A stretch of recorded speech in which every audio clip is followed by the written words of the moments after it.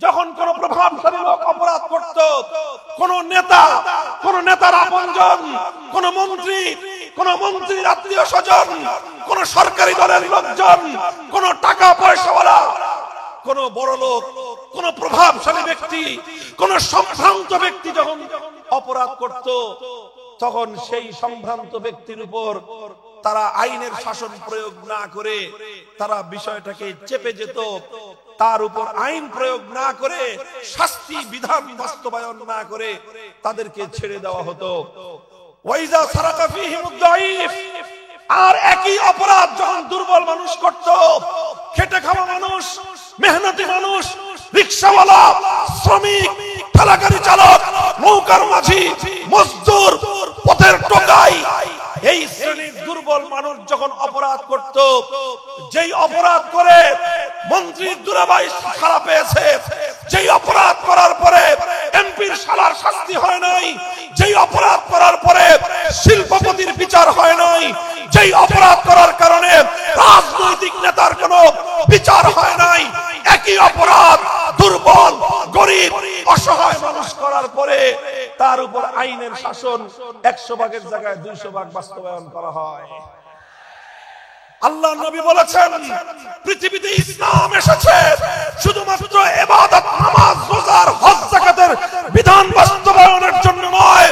ইসলাম দুনিয়াতে আগমন করেছে, তার আগমনের অন্যতম উদ্দেশ্য হলো সমস্ত বৈষম্য দূর করে, জুলুম আর বেইনসাফি দূর করে বিশ্ব সভ্যতায় ন্যায় এবং ইনসাফ কায়েম করা। বাংলার এই মাটিতে একটা স্পষ্ট আহ্বান জানাতে চাই, একটা দাবি তুলতে চাই, গোটা বাংলার 18 কোটি তাওহীদি জনতার এক কণ্ঠে আওয়াজ তুলতে চাই। আমাদের জাতীয় শিক্ষা ব্যবস্থায় প্রতিটি স্কুলে, প্রাইমারি স্কুলে আমার সন্তানদেরকে জাতীয় শিক্ষা ব্যবস্থার অন্তর্ভুক্ত করে বিশুদ্ধ কোরআন তেলাওয়াত শিক্ষার ব্যবস্থা করতে হবে। যদি স্কুলগুলোতে আমাদের সোনামণিদেরকে আল্লাহর কোরআনের সঠিক শিক্ষা, তেলাওয়াত শিক্ষা দেওয়া শুরু হয়, এই আমার বাংলাদেশকে আর কোন শক্তি বিপথগামী করতে পারবে না, বিপথগামী করতে পারবে না ইনশাআল্লাহ।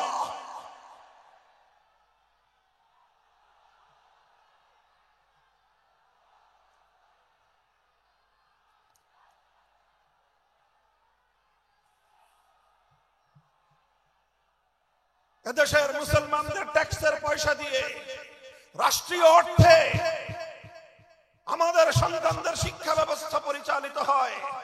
সেই শিক্ষা ডারউইনের মতবাদ শেখানো হবে। সেই শিক্ষা ব্যবস্থায় সেখানে নানা ধরনের গাঁজাখুরি গল্প শেখানো হবে। সেখানে বিবর্তনবাদের মতো চরম বিতর্কিত, অগ্রহণযোগ্য মতবাদ শিক্ষা দেওয়ার নামে সভ্য যুগে অসভ্যতা এবং বর্বরতার শিক্ষা দেওয়া হবে। ট্রান্সজেন্ডারের মতো চরম বিতর্কিত শিক্ষা দেওয়া হবে। সেখানে বৈষম্যের মতো এই সকল শিক্ষা দীক্ষার মাধ্যমে একটি অসভ্য পাশ্চাত্যের উলঙ্গ, অর্থ উলঙ্গ সমাজ তৈরি করার যে অপচেষ্টা নতুন বাংলাদেশ সেটা বরদাস্ত করবে না, সেটা বরদাস্ত করা যাবে না।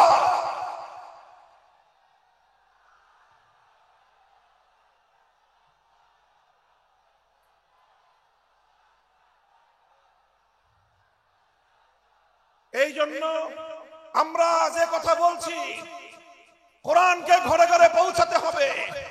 প্রতিটি শিশুর হৃদয়ে আল্লাহর কোরআনের আলো জ্বালতে হবে। আমাদের জাতীয় শিক্ষা ব্যবস্থায় প্রতিটি প্রাইমারি স্কুলে একজন কোরআনের শিক্ষক নিয়োগ দিয়ে বিশুদ্ধ তেলাওয়াতের এই আওয়াজ আজ বাংলাদেশের গণদাবিতে পরিণত করতে হবে। নিজেদের অধিকার যদি স্বাভাবিকভাবে আদায় না হয়, যে কোনো মূল্যে আগামী ভবিষ্যৎ প্রজন্মের ঈমান এবং আকীদা রক্ষার জন্য আদায় করে নিতে হবে, আদায় করে নিতে হবে।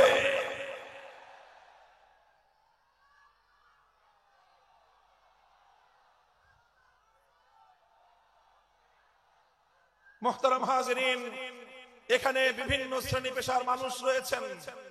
আইন শৃঙ্খলা রক্ষাকারী বাহিনীর ভাইরা রয়েছেন, গোয়েন্দা সংস্থার লোকেরা রয়েছেন, এখানে বিভিন্ন শিক্ষা প্রতিষ্ঠানের শিক্ষক শিক্ষিকা মহোদয় রয়েছেন। অনেক শিক্ষা প্রতিষ্ঠানের পরিচালক মণ্ডলীর সদস্যরা রয়েছেন, আপনারা সকলেই বিবেচনা করে দেখুন যে এত কিছু শিক্ষা দেওয়া হয়, এতগুলো সাবজেক্ট পড়ানো হয়, এত শিক্ষক শিক্ষিকা জাতীয় শিক্ষা ব্যবস্থার শিক্ষাঙ্গনগুলোতে রাষ্ট্রীয়ভাবে প্রতিপালিত হয়, তাদের সকলের আয়োজন হয়, অথচ কোটি কোটি কচি কাঁচা শিক্ষার্থীদের জন্য জাতীয় শিক্ষা ব্যবস্থায় আল্লাহর কোরআনের বিশুদ্ধ তেলাওয়াতটুকু শিক্ষা দেওয়া হলো না। একটি মুসলিম জাতি হিসেবে আমাদের জন্য এর চেয়ে দুঃখজনক, এর চেয়ে লজ্জাজনক আর কোনো বিষয় থাকতে পারে না। এমন বাংলাদেশ দেখার জন্য শরীয়তুল্লাহরা রক্ত দেয় নাই, এমন বাংলাদেশ দেখার জন্য তিতুমিররা বাঁশের কেল্লা করে নাই। আমাদেরকে অনেক বঞ্চিত করা হয়েছে, আমাদেরকে বিপদগামী করার জন্য জাতীয় আন্তর্জাতিক আভ্যন্তরীণ এবং বহির শত্রুরা একযোগে অনেক ষড়যন্ত্র করেছে। এবার সমস্ত ষড়যন্ত্রের জাল ছিন্ন করবার সময় এসেছে। আমরা সকলেই যদি যার যার জায়গা থেকে এই আওয়াজ উঠাই যে সব শিক্ষা থাকতে পারবে, সমস্ত কিছু শিখবে আমাদের শিক্ষার্থীরা, প্রাইমারি লেভেলে অন্তত বিশুদ্ধ তেলাওয়াতের শিক্ষা থাকবে না কেন? আল্লাহ পাক রব্বুল আলামিন আমাদের এই ঈমানী দাবি উপলব্ধি করে এই রাষ্ট্র ব্যবস্থাকে যথাযথ পদক্ষেপ গ্রহণ করার তৌফিক দান করুন। এটা ছিল প্রথম কর্মসূচির কথা বলছিলাম। ইয়াতলু আলাইহিম আয়াতিক, এমন একজন পয়গম্বর যে পয়গম্বরের প্রথম কর্মসূচি হবে আল্লাহর কোরআনকে তেলাওয়াত করে শোনানো, কোরআনে পাকের রিসাইটিং, কোরআনের পাঠ, কোরআনের রিডিং পড়ে শোনানো। এটাই হলো একটা বৈপ্লবিক কর্মসূচি। রাসূল আকরাম সাল্লাল্লাহু আলাইহি ওয়াসাল্লামের দ্বিতীয় কর্মসূচির কথা আল্লাহর কোরআন বলছে, ওয়া ইউআল্লিমুহুমুল কিতাব, যে কোরআনের তেলাওয়াত হলো, যে কোরআন পড়ে শোনানো হলো, এক নম্বর কর্মসূচির মাধ্যমে কোরআনকে তেলাওয়াত করে মানুষের কানে কানে পৌঁছে দেয়া হলো। এরপরে দ্বিতীয় কর্মসূচির শুরু হলো। দ্বিতীয় কর্মসূচিটা হলো ওয়া ইউআল্লিমুহুমুল কিতাব, যে কোরআনকে তুমি তেলাওয়াত করেছো, ওগো আমার নবী, এবার এই জাতিকে তুমি কোরআনে পাকের মর্ম বোঝাও, কোরআনের অর্থ বোঝাও, কোরআনের উদ্দেশ্য বোঝাও, কোরআনের ব্যাখ্যা বোঝাও। তাফসীরের মাধ্যমে মানুষের কাছে আল্লাহর মেসেজ এবং আল্লাহ পাকের পয়গামগুলো বিশ্ব মানব জাতির কাছে তুলে ধরো। রাসূল আকরাম সাল্লাল্লাহু আলাইহি ওয়াসাল্লামের দ্বিতীয় দফা কর্মসূচির শিরোনাম হলো তালিমুল কিতাব, অর্থাৎ আল্লাহর কিতাবের মর্ম এবং তার ব্যাখ্যা শিক্ষা প্রদান করা। আল্লাহর নবী পবিত্র কোরআনে পাককে এভাবেই ব্যাখ্যা করে শিখিয়েছেন, মানুষকে বুঝিয়েছেন, কোরআনের অর্থ বুঝিয়েছেন, কোরআনের এক একটা শব্দ শব্দ করে আল্লাহর নবী এই উম্মতের সামনে তার মর্ম ব্যাখ্যা করেছেন। আল্লাহর নবী কোরআনে পাককে বোঝাতে গিয়ে যেই কথাগুলো বলেছেন, কিয়ামত পর্যন্ত আল্লাহর নবীর সেই কথাগুলোই হাদিসে রাসূল হিসেবে উম্মতে মুহাম্মাদিয়ার কাছে সংরক্ষিত এক মহান মূল্যবান আমানত। তিনি কোরআন শিক্ষা দিয়েছেন, কোরআনের মর্ম বুঝিয়েছেন, কোরআনের ব্যাখ্যা বুঝিয়েছেন। আল্লাহ পাক রব্বুল আলামিন মানব জাতিকে লক্ষ্য করে কি মেসেজ পাঠিয়েছেন, কি বার্তা তিনি দিয়েছেন, সেই বার্তা আর আল্লাহর সেই পয়গামগুলো নবী আকরাম সাল্লাল্লাহু আলাইহি ওয়াসাল্লাম মানুষকে বুঝিয়েছেন। এটা হলো আল্লাহর নবীর 2 নম্বর কর্মসূচি। 1 নম্বর কর্মসূচির শিরোনাম হলো তেলাওয়াতে কিতাব। সবাই বলেন, 1 নম্বর কর্মসূচি হলো তেলাওয়াতে কিতাব। বলেন 1 নম্বর কর্মসূচি কি? 2 নম্বর কর্মসূচি হলো তালিমে কিতাব। বলেন 2 নম্বর কর্মসূচি কি? তালিমে কিতাব। 1 নম্বর ছিল তেলাওয়াতে কিতাব, 2 নম্বর হলো তালিমে কিতাব। তেলাওয়াতে কিতাবের অর্থ হলো শুধু কোরআন পড়া, বুঝুক বা না বুঝুক কোনো সমস্যা নাই, বুঝে পড়লেও সওয়াব হবে, না বুঝে পড়লেও সওয়াব হবে, বুঝে পড়লেও হৃদয়ে প্রভাব তৈরি করবে, না বুঝে পড়লেও হৃদয়ে প্রভাব তৈরি করবে। আল্লাহর কোরআন একমাত্র গ্রন্থ যার প্রতিটি অক্ষরের মধ্যে আল্লাহ পাক রব্বুল আলামিন এক অসাধারণ এবং এক অসম্ভব রকম শক্তি দিয়ে আল্লাহ প্রতিটি অক্ষরকে নাজিল করেছেন। দুই নম্বর তেলাওয়াত, দুই নম্বর কর্মসূচি হলো তালিমে কিতাব। এক নম্বর কর্মসূচির মাধ্যমে যে কোরআনকে তেলাওয়াত করা হলো, দুই নম্বর কর্মসূচির মাধ্যমে এবার সেই কোরআনের মর্ম এবং তার ব্যাখ্যা শিক্ষা দেওয়া হবে। আল্লাহর রাসূল সাল্লাল্লাহু আলাইহি ওয়াসাল্লাম উম্মতকে 23 বছরে একটা একটা অক্ষর করে তার মর্ম শিক্ষা দিয়েছেন।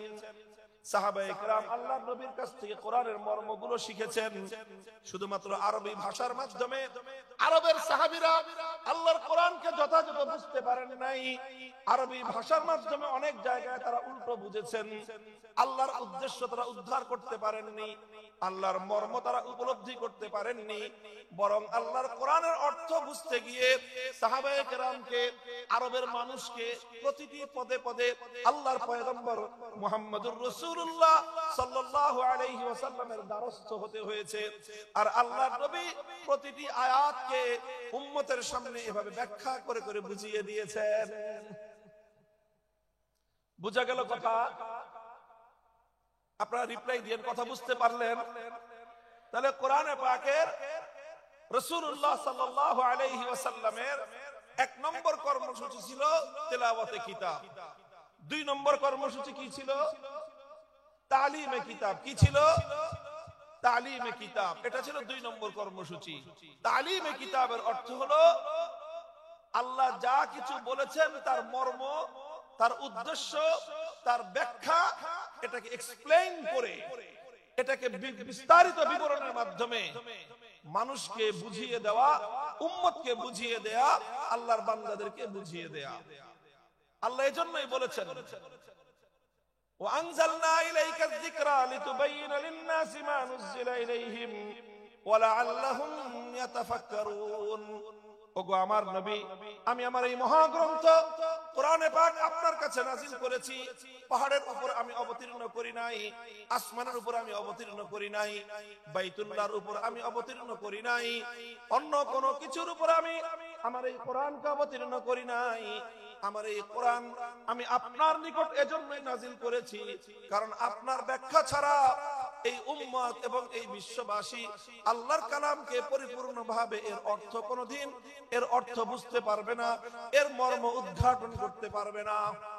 এজন্য নবীর দুই নম্বর কর্মসূচি হলো কোরআনে পাকের ব্যাখ্যা বুঝানো। তিনি আলহামদুলিল্লাহ সেই ব্যাখ্যা বুঝিয়েছেন, তিনি সেই মর্ম শিখিয়েছেন। আলহামদুলিল্লাহ আজও উম্মতের মধ্যে কোরআনের অর্থ বোঝানোর প্রক্রিয়া অব্যাহত আছে। মাদ্রাসা শিক্ষার মাধ্যমে এদেশের সোনার সন্তানদেরকে 10 বছরের দীর্ঘ কারিকুলামের মাধ্যমে কোরআনের ব্যাখ্যা শেখানো হয়। 5 বছরের কারিকুলামের মাধ্যমে তাদেরকে কোরআনের তেলাওয়াত শেখানো হয়েছে। এরপরে 10 বছরের শিক্ষা কারিকুলামের মাধ্যমে তাদেরকে কোরআনের ব্যাখ্যা শেখানো হয়। আর এভাবে উলামায়ে কেরাম তাফসীর গ্রন্থ লিখে লিখে, কোরআনে পাকের অনুবাদ গ্রন্থ লিখে লিখে মানুষের কাছে কোরআনের পয়গাম পৌঁছে দেওয়ার মাধ্যমে কোরআনের ব্যাখ্যা এবং মর্ম জাতির কাছে পৌঁছে দেওয়ার চেষ্টা করেছেন। আর এই রকম বাংলার প্রত্যন্ত অঞ্চলে, গ্রাম বাংলার শহর নগর বন্দরে তাফসীরুল কোরআন মাহফিলগুলোর মাধ্যমে এ জাতির সোনার সন্তান, এ জাতির শ্রেষ্ঠ সন্তান আলেম সমাজ এভাবে শত শতাব্দী কাল পর্যন্ত এদেশের মানুষের কাছে কোরআনের বাণী, কোরআনের পয়গাম পৌঁছে দেওয়ার জন্য তাফসীরুল কোরআন মাহফিলগুলোর আয়োজন করছে। এটা গেল দ্বিতীয় দফা কর্মসূচি। কাজেই কোরআনের মর্ম বোঝার দরকার আছে না নাই?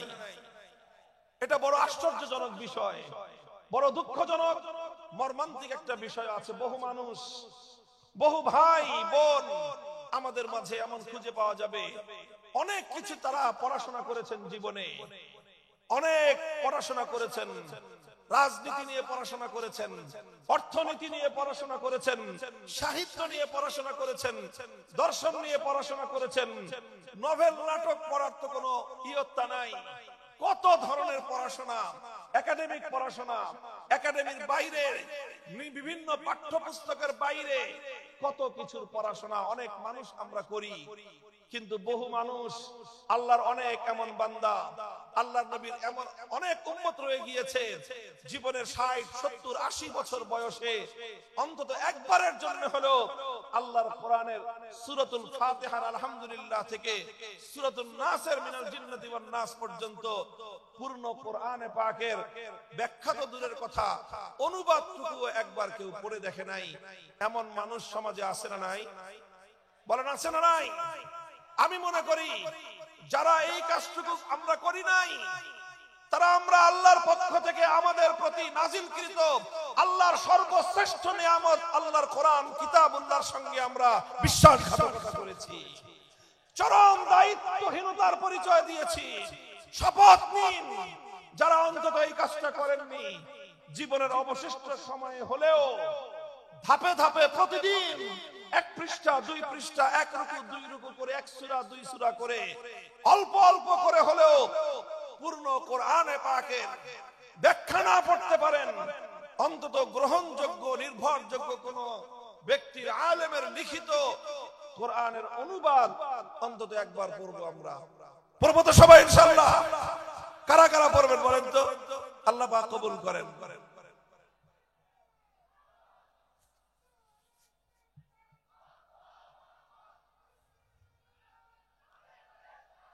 আমরা আল্লাহর কোরআনের আলো ঘরে ঘরে জ্বালতে চাই।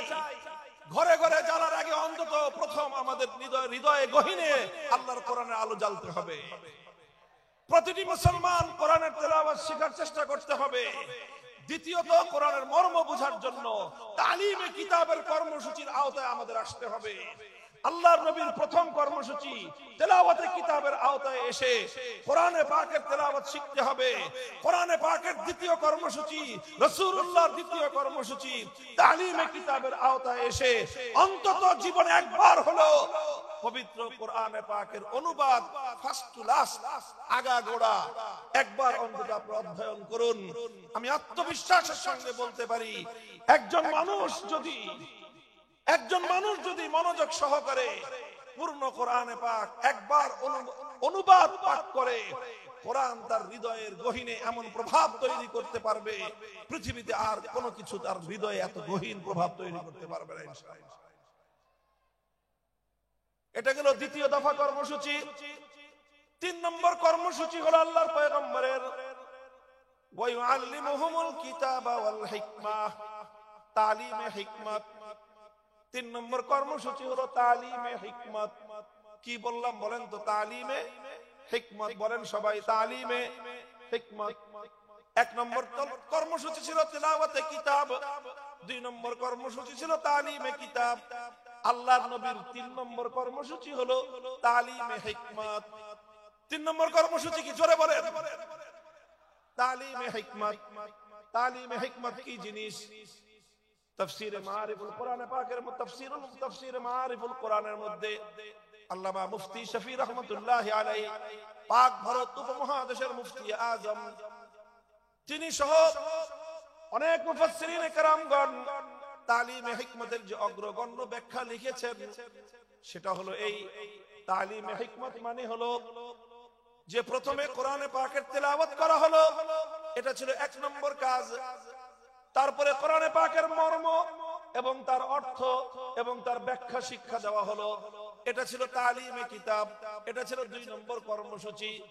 বন্ধুগণ, আল্লাহর পাক রব্বুল আলামিন তার নবীকে বলেছেন, শুধুমাত্র মৌখিকভাবে কোরআনের অর্থ বুঝিয়ে দিলেই এই জাতি আমার বান্দারা এই কোরআনকে পরিপূর্ণ অনুধাবন করতে পারবে না।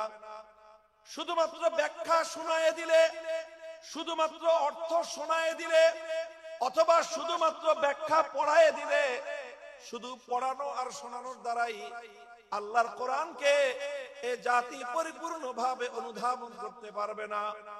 বরং কোরআনে পাক এটাকে যদি এই জাতির কাছে পরিপূর্ণভাবে উপস্থাপন করতে হয়, আল্লাহর বান্দাদেরকে যদি কোরআনে পাক পরিপূর্ণভাবে বোঝাতে হয়, তাহলে কোরআনের মর্ম বলার পাশাপাশি যেই কাজটা করতে হবে সেটা হলো পবিত্র কোরআনে পাককে যথাযথভাবে এর যেই সকল বিষয়গুলোর সাথে প্র্যাকটিসের সম্পর্ক রয়েছে সেই বিষয়গুলোকে আল্লাহর নবী প্র্যাকটিক্যাল বাস্তবায়ন করে দেখায় দেওয়া, এটার নামই হলো তালিমে হিকমত। অর্থাৎ কোরআন এটা শুধুমাত্র থিওরিটিক্যাল কোনো গ্রন্থ নয়, এটার থিওরি যতটা উপলব্ধি করতে হয়, থিওরিগুলো যতটা মনে আত্মস্থ করতে হয়, থিওরিটা যতভাবে বুঝতে হয়, পাশাপাশি কোরআনকে বুঝতে হলে তার তৃতীয় যে কর্মসূচি সেটা হলো প্র্যাকটিক্যাল ভাবে কোরআনকে বুঝতে হবে। আপনারা যারা জেনারেল শিক্ষায় শিক্ষিত, বিশেষ করে যাদের সায়েন্স ব্যাকগ্রাউন্ড, তারা খুব ভালো করে জানেন যে সায়েন্সের বিশেষ করে এই যে আপনার সায়েন্সের যে অনেকগুলো সাবজেক্ট রয়েছে, পদার্থবিজ্ঞান, তারপরে আরো অন্যান্য অনেকগুলো সাবজেক্ট যেগুলো শুধুমাত্র বই পড়ায় দিলে শিক্ষার্থীরা পরিপূর্ণভাবে উপলব্ধি করতে পারে না, বরং তার প্র্যাকটিক্যাল করতে হয়। মেডিকেলে তো এই বিষয়টা আরো চরম ভাবে এটা বাস্তব বিষয় যে মেডিকেলের কোন বিষয় শুধুমাত্র শিক্ষক শিক্ষিকারা লেকচার দিয়ে স্টুডেন্টদেরকে বুঝিয়ে দিতে পারে না। শুধুমাত্র লেকচার শুনে, বই পড়ে কোন একজন ছাত্র কোনদিন ডাক্তার হতে পারে না। লেকচার শুনতে হয়, বই এবং শীট পড়তে হয়, পাশাপাশি প্রত্যেকটা বিষয়ের জন্য এখানে প্র্যাকটিক্যাল করার জন্য ল্যাবরেটরি থাকে। এই যে এখানে আদ্দিন মেডিকেল কলেজে যান, আমি দেখেছি এটার পরিদর্শন করে, এখানে চমৎকার সব ল্যাবগুলো রয়েছে। প্রতিটি ক্লাসের, প্রতিটি বর্ষের শিক্ষার্থীদের জন্য প্রায় প্রতিটি ক্লাসের সাথে সাথে প্র্যাকটিক্যাল হাতে কলমে মেডিকেল সায়েন্সের শিক্ষা দেওয়ার জন্য মানব দেহের অঙ্গ প্রত্যঙ্গের ডিটেইলস বিবরণ হাতে কলমে আঙ্গুল দিয়ে প্র্যাকটিক্যাল দেখিয়ে দিয়ে একজন শিক্ষার্থীকে সেখানে শিক্ষা দেওয়া হয়। কথা বলেন ঠিক না বেঠিক? মেডিকেল সায়েন্স যতটা প্র্যাকটিক্যাল, কোরআনে পাক তার চেয়ে বেশি প্র্যাকটিক্যাল। কোরআন শুধুমাত্র অর্থ বুঝে, শুধু ব্যাখ্যা বুঝে আল্লাহর কোরআনের উপর পরিপূর্ণভাবে আমল করা কোশ্চিনকালেও সম্ভব নয়। এজন্য রাসূল আকরাম সাল্লাল্লাহু আলাইহি ওয়াসাল্লামের ৩ নম্বর কর্মসূচি হলো তালিমে হিকমত। তালিমে হিকমতের অর্থ হলো তেলাওয়াতে কিতাবের মাধ্যমে যেই কোরআনের তেলাওয়াত হয়েছে, তালিমে কিতাবের মাধ্যমে যেই কোরআনের অর্থ এবং ব্যাখ্যা শিক্ষা দেওয়া হয়েছে, তালিমে হিকমতের মাধ্যমে সেই কোরআনে পাকের প্র্যাকটিক্যাল বিষয়গুলো বাস্তবে প্রতিফলিত করে প্র্যাকটিক্যাল করে উম্মতকে দেখিয়ে দিতে হবে। এটা হলো তালিমে হিকমত। এবং নবী আকরাম সাল্লাল্লাহু আলাইহি ওয়াসাল্লাম তার জীবনের একটা গুরুত্বপূর্ণ অধ্যায় তালিমে হিকমতের মধ্যে কাটিয়েছেন। উম্মতকে প্র্যাকটিক্যাল শিখিয়েছেন। কোরআন কিভাবে শিখিয়েছেন যেমন উপলব্ধি করুন। দৃষ্টান্ত দিয়ে আমি বলছি সংক্ষেপে। আল্লাহ পাক কোরআনে আয়াত নাযিল করলেন, আকিমুস সালাত, সালাত কায়েম করো। আল্লাহ নবী প্রথমে তেলাওয়াত শোনালেন, আকিমুস সালাতা ওয়া আতুজ যাকাতা ওয়া আতিউল্লাহ ওয়া রাসূলহু। তেলাওয়াত শোনালেন, ১ নম্বর কর্মসূচি পালিত হলো।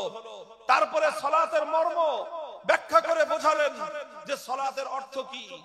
আল্লাহ নবী বুঝিয়ে দিলেন সালাতের অর্থ হলো এমন একটা ইবাদত যে ইবাদতের মধ্যে তাকবীরে তাহরিমা থাকবে, যে ইবাদতের মধ্যে সূরা ফাতিহার তেলাওয়াত থাকবে, যে ইবাদতের মধ্যে সূরা ফাতিহার পরে আরো কোরআনের তেলাওয়াত থাকবে, যে ইবাদতের মধ্যে রুকু থাকবে, রুকুর মধ্যে তাসবিহ থাকবে, তারপরে সাজদা থাকবে, সাজদার মধ্যে তাসবিহ থাকবে, তারপরে বৈঠক হবে, সেই বৈঠকের মধ্যে তাশাহুদ থাকবে।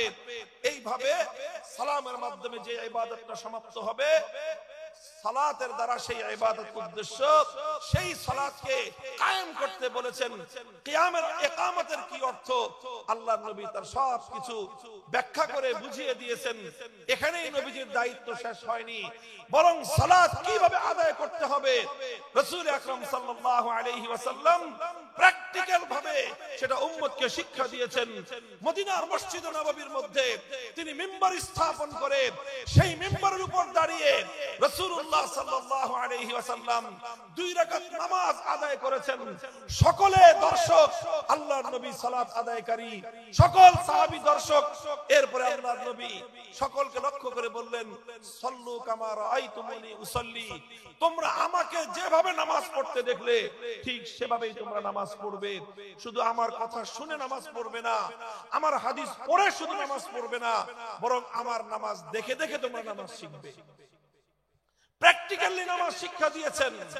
এই যে নামাজের যে প্র্যাকটিক্যাল শিক্ষা দিলেন, এটার নামই হলো তালিমে হিকমত। এটা শুধু নামাজের ক্ষেত্রেই নয়, জীবনের প্রতিটি ক্ষেত্রে, প্রত্যেকটি কর্মকাণ্ড একজন মুমিনের, প্রতিটি কর্মকাণ্ডের প্র্যাকটিক্যাল নমুনা আল্লাহর নবীর জীবন থেকে গ্রহণ করতে হয়। নবীর জীবনে প্রতিটি কাজের যে প্র্যাকটিক্যাল নমুনা আছে, সেই প্র্যাকটিক্যাল নমুনাটাই হলো তালিমে হিকমত, সেটাই হলো কোরআনে পাকের প্র্যাকটিক্যাল। আল্লাহর নবীর উপর কোরআনে আয়াত নাযিল হলো, আস-সারিকু ওয়াস-সারিকাতু ফাকতাউ আইদিয়াহুমা জাযাআম বিমা কাসাবা নাকালাম মিনাল্লাহ ওয়াল্লাহু আজিজুন হাকীম। আয়াত নাযিল হলো, নবীজি তেলাওয়াত করে শোনালেন, এক নম্বর দায়িত্ব পালন হলো। তারপরে চুরি, চোর নারী হোক পুরুষ হোক, সেই চোরের সংজ্ঞা শিখালেন যে মানুষ কখন চোর সাব্যস্ত হয়, কতটুকু সম্পদ কিভাবে চুরি করলে এটা কোরআনে পাকের ভাষায় চুরি বলে সাব্যস্ত হবে। তারপরে সেই চুরির অপরাধ সাব্যস্ত হতে হলে কি লাগবে, আল্লাহর নবী সেটাকে ব্যাখ্যা করে বোঝালেন।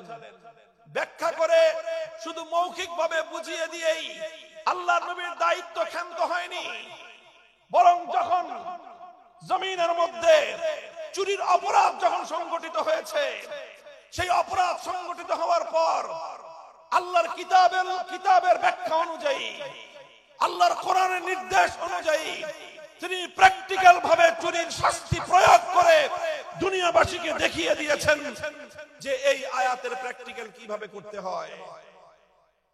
আল্লাহ বলেছেন, চোর যদি চুরি করে ধরা পড়ে, নারী হোক বা পুরুষ হোক, যদি সংরক্ষিত স্থান থেকে কোন মানুষ অন্যের অন্তত 10 দিরহাম মূল্যমানের কোন সম্পত্তি সংরক্ষিত স্থান থেকে যদি চুরি করে, আর সেই চুরির অপরাধ যদি যথাযথ নির্ভরযোগ্য সাক্ষীর মাধ্যমে আদালতের সামনে প্রমাণিত হয়ে যায়, ফাকতাউ আইদিয়াহুমা, নির্দেশ হলো আল্লাহর, তখন সেই চোর নারী বা পুরুষের হাত কেটে দাও।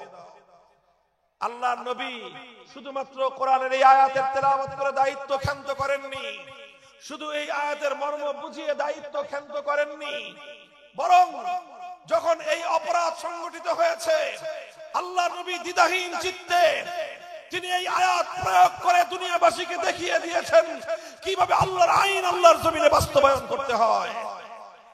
বুখারী শরীফের হাদিসের কিতাবের মধ্যে বর্ণিত হয়, আল্লাহর নবী যখন মক্কা বিজয় করলেন, মক্কা বিজয়ের পর একটা চুরির ঘটনা ঘটলো মক্কা নগরীতে। চুরির ঘটনায় অপরাধী বলে চিহ্নিত হলো একজন সম্ভ্রান্ত মানুষ, একজন নারী মানুষ, মহিলা মানুষ, সে চুরি করে ধরা পড়েছে। নাম হলো তার ফাতেমা, গোত্র হলো তার বনু মখজুম, ফাতেমা মখজুমিয়া বলা হয়। বনু মখজুম হলো আরবের কুরাইশ বংশের মধ্যেও অত্যন্ত সম্ভ্রান্ত একটা পরিবার, যেই পরিবার থেকে স্বয়ং আল্লাহর নবীর দাদির জন্ম হয়েছিল, নবীর রক্তের সঙ্গে সংশ্লিষ্ট, নবীজির পরিবারের সদস্য, নবীর দাদির পরিবারের সদস্য ফাতেমা মখজুমিয়া চুরি করে ধরা পড়লো। বুখারীর হাদিস, ফাফাজিয়া কওমুহা ইলা উসামাতা, কুরাইশের লোকজন তারা শঙ্কিত হয়ে গেল যে এখন তো মক্কায় আল্লাহর কোরআনের বিধান বাস্তবায়িত হয়েছে, খেলাফতের শাসন কায়েম হয়েছে, এখানে আল্লাহর নবী বিচার করে মেয়েটার হাত কেটে দিবেন। যদি মেয়েটার হাত কাটা যায়, একটা মেয়ের হাত কাটা যাবে, পুরা বংশের নাক কাটা যাবে। কাজেই তারা সকলেই বিষয়টা নিয়ে বিচলিত হয়ে পড়লো, কিভাবে এই মেয়ের উপর হাত কাটার শাস্তিকে প্রতিরোধ করা যায়। এজন্য তারা তদবির শুরু করলো। তদবিরের জন্য একজন উপযুক্ত ব্যক্তি, আল্লাহর নবীর অত্যন্ত কাছের, নবীর অত্যন্ত প্রিয় একজন ঘনিষ্ঠ সাহাবী উসামা ইবনে যায়েদ, আল্লাহর নবীর পালক পুত্রের সূত্রে তিনি নবীজির নাতি। সেই উসামা, যাকে বলা হতো হিব্বু রাসূলিল্লাহ সাল্লাল্লাহু আলাইহি ওয়াসাল্লাম, অর্থই হলো আল্লাহর রাসূলের প্রিয় পাত্র, নবীজির প্রিয়তম, এটাই ছিল তার উপাধি। সেই কুরাইশ বংশের লোকজন, বনু মখজুম গোত্রের লোকজন উসামাকে এসে ধরলো, যাও মুহাম্মদ সাল্লাল্লাহু আলাইহি ওয়াসাল্লাম সম্পর্কে তোমার দাদা লাগে, তুমি তোমার দাদাকে গিয়ে বলো এই মেয়েটার জন্য হাত না কাটা হয়, কারণ এই মেয়েটা ওনার নিজের বংশের লোক, এই মেয়েটার যদি হাত কাটা যায় পুরা কুরাইশ বংশের সম্মান ধুলোয় মিশে যাবে, স্বয়ং আল্লাহর নবী তার নিজের প্রেস্টিজের হ্যাম্পার হবে, কাজেই হাতটা যেন না কাটা হয়। উসামা ইবনে যায়েদ মুহাম্মদ সাল্লাল্লাহু আলাইহি ওয়াসাল্লামের কাছে গেলেন, তিনি গিয়ে সুপারিশ করলেন যে এমন একটা ঘটনা ঘটেছে, বিচার আসতেছে আপনার কাছে, এই মেয়েটার যদি হাত কাটেন তাহলে কিন্তু আপনার নিজের অসম্মান হবে, আপনার বংশের মান মর্যাদা ধুলোয় মিশে যাবে।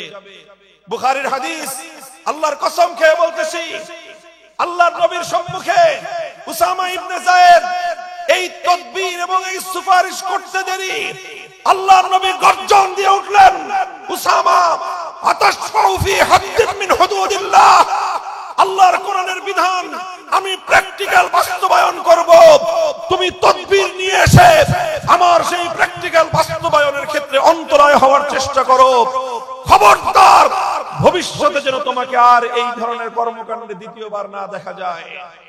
উসামা ভয়ে সংকুচিত হয়ে গেলেন, নবীর সামনে থেকে সরে গেলেন।